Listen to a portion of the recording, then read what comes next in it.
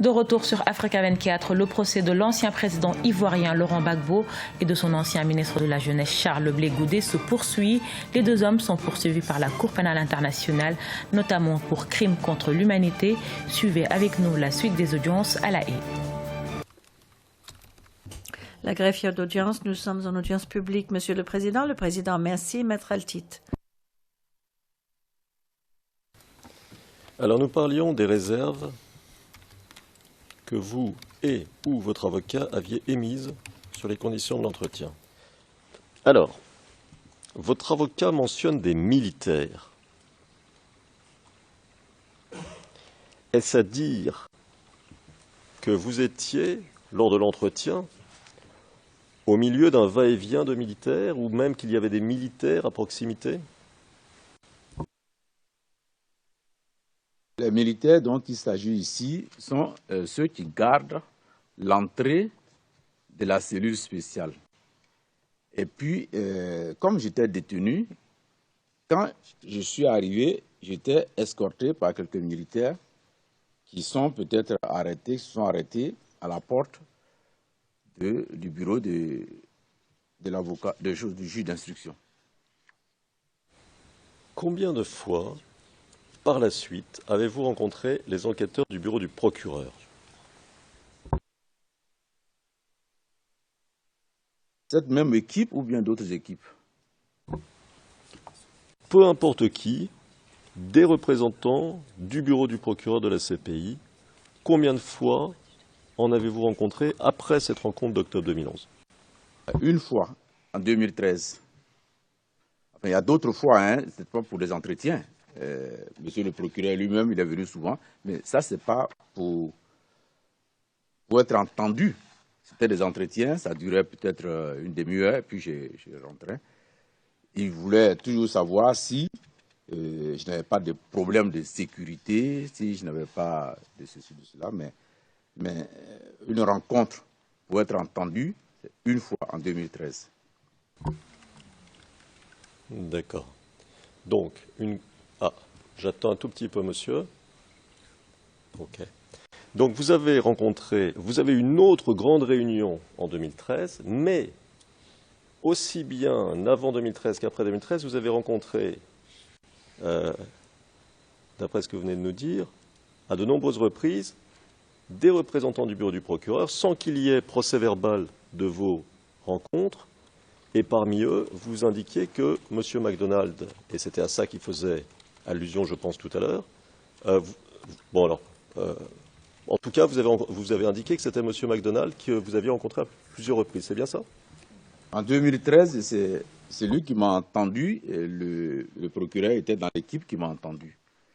Mais une autre fois encore, il est venu s'enquérir de mes problèmes de sécurité, voir si je n'ai pas de soucis. Mais de toute façon, régulièrement, on m'appelait souvent pour savoir si je n'ai pas de soucis de sécurité. D'accord. D'accord. Donc, en plus des rencontres, on oublie la grande rencontre de 2013 qu'on connaît. On en a parlé, on la connaît. Mais à part cette rencontre de 2013, en plus des rencontres physiques avec des représentants du bureau du procureur, vous avez aussi eu de nombreux contacts téléphoniques, c'est bien ça? Oui, quelques contacts téléphoniques. Oui. D'accord. De quand date votre dernier entretien, soit physique, soit téléphonique, avec un représentant du bureau du procureur? Je réfléchis parce que les dates, ça pose toujours quelques petits soucis. Les dernières personnes que j'ai rencontrées avant de venir ici n'étaient pas du bureau du procureur. C'était plutôt... Il me donnait des indications concernant un autre service. Mais dire que la date à laquelle j'ai rencontré pour la dernière fois les représentants du bureau du procureur, je ne me rappelle plus exactement.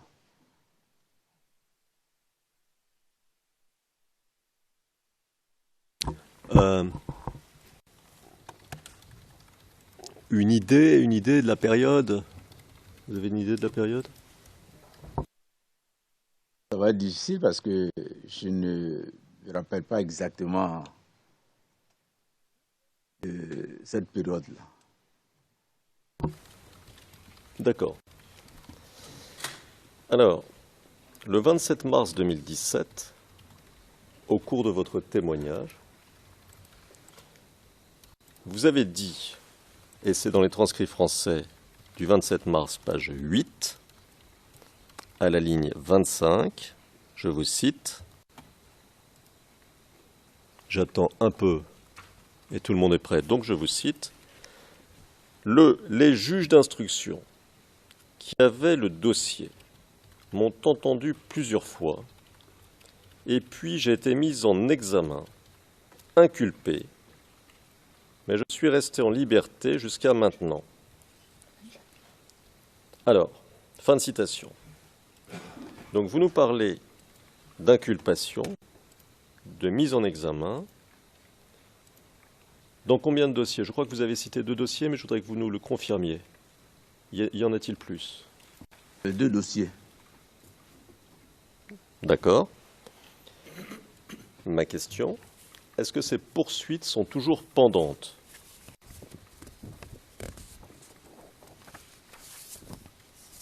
Oui. D'accord. Est-ce que le fait qu'il y ait des procédures pendantes contre vous en Côte d'Ivoire vous a influencé lorsque vous avez répondu aux questions de la représentante du bureau du procureur ou aux questions de la défense?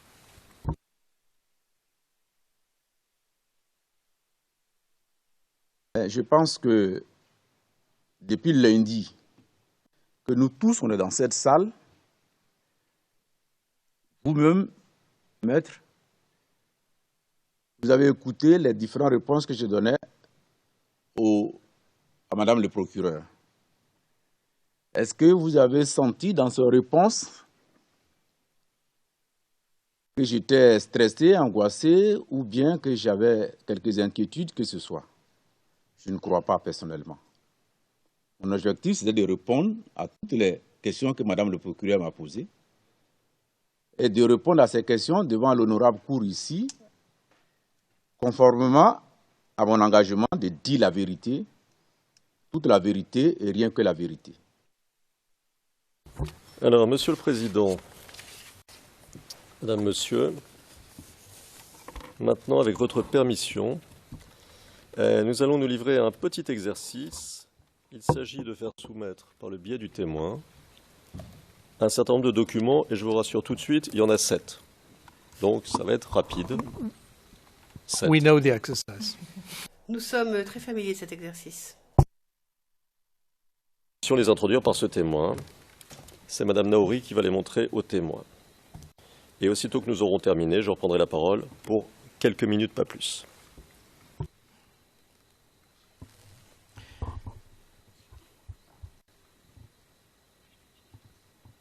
OK. Madame. Allez-y, Maître Naouri. Bonjour, monsieur le témoin. Bonsoir, maître.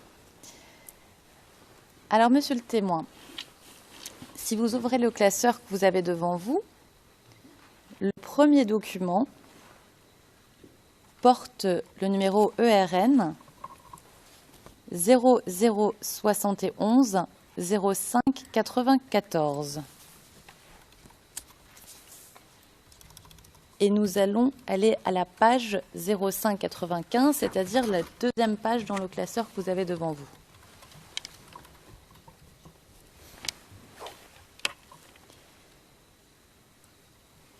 Il s'agit d'un message envoyé le 14 janvier 2011 par le SEMA au ministère de la Défense.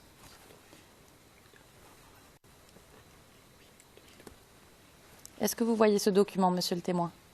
Oui. Vous êtes destinataire de ce document, n'est-ce pas? Pour info. Oui. Vous nous dites que vous êtes destinataire pour information, c'est bien ça? Tout à fait, maître.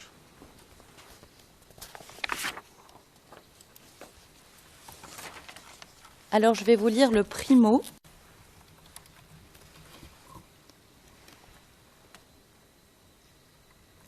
Il nous parvient de façon récurrente ce qui suit. Alpha, des volontaires issus des armes des républiques du Niger, du Nigeria, du Mali et du Burkina Faso se conditionneraient en zone centre, nord et ouest, CNO, en vue de procéder à des actions déstabilisatrices dans nos zones. Bravo. Les engins de l'ONU leur serviraient de vecteurs de mobilité. Charlie. Certains seraient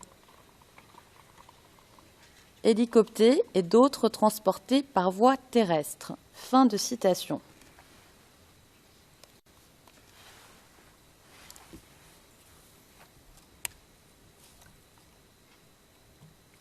Donc, vous étiez informé qu'en janvier 2011, il y avait des actions de déstabilisation dans la zone CNO par des volontaires issus d'armées étrangères telles que le Burkina Faso?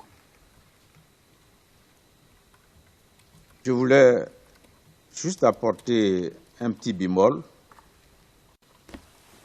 Le SEMA nous a entretenu de ça, mais tout est au conditionnel. Il n'y avait rien qui était fait, il n'y avait rien qui nous disait que c'était fait effectivement. Tout était au conditionnel. Il nous a dit à l'époque que ce sont des informations qu'il avait, mais qu'en réalité, rien ne lui permettait à l'époque de dire que tel fait s'est déjà produit, ou va se produire avec certitude. C'est juste le bémol que je voulais apporter. Cependant, ce document, j'ai été destinataire pour info. Très bien. Merci, monsieur le témoin. Alors, on va aller au deuxième document. Pardon. Je suis allée un peu vite. Merci. Alors, le deuxième document porte le numéro ERN 0045 06 16.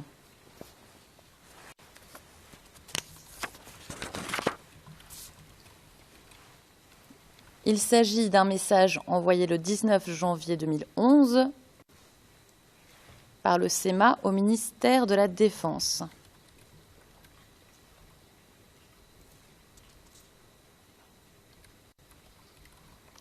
Est-ce que vous voyez ce document, monsieur le témoin? Oui, 19 janvier 2011. Très bien. Et vous êtes destinataire de ce document, n'est-ce pas? Toujours pour info.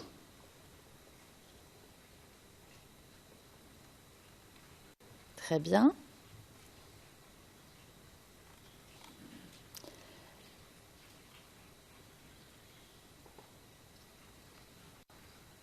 Alors, je vais vous lire le primo de ce document. Les FAFN, avec soutien ONUCI,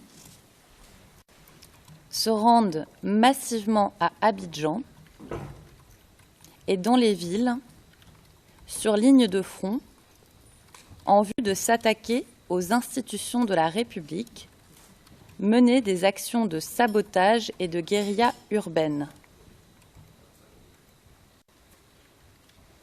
Ce point n'est pas rédigé au conditionnel, n'est-ce pas? Oui, tout à fait. Très bien. Merci, monsieur le témoin. Alors, nous allons passer au troisième document.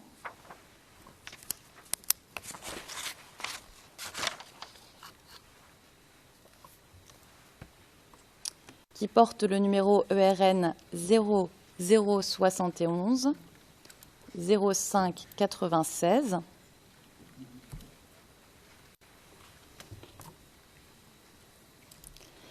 Il s'agit d'un message envoyé le 27 janvier 2011 par le SEMA au ministère de la Défense. Est-ce que vous voyez ce document, monsieur le témoin? Oui, il est devant moi. 27 janvier 2011. Très bien. He sees it because he has it in. Il le voit puisqu'il a son propre classeur.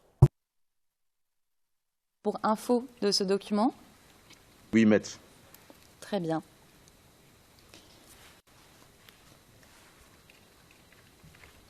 Alors, je vais vous lire le primo de ce document.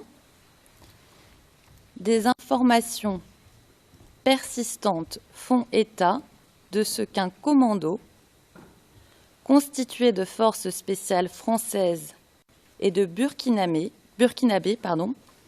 estimé à plus de 300 éléments, effectue des patrouilles avec des blindés à bois-quai. Ce n'est pas rédigé au conditionnel. Oui, tout à fait. Très bien. Merci, monsieur le témoin. Ce document provient bien du SECOS, n'est-ce pas? Affirmatif.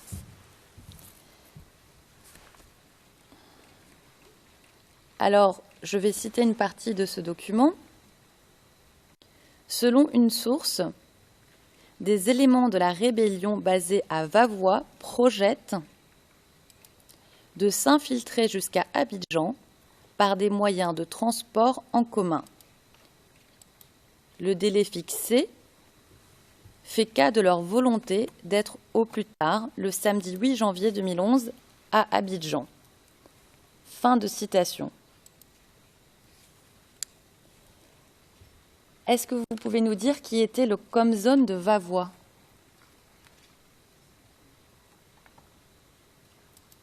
Pendant longtemps, c'était le commandant Koné Zakaria, mais après, il est parti. Celui qui est venu, je ne le connaissais plus. C'était la retransmission du procès de Laurent Gbagbo et Charles Blé Goudet à La Haye, aux Pays-Bas. Merci de l'avoir suivi. L'information continue sur Africa 24.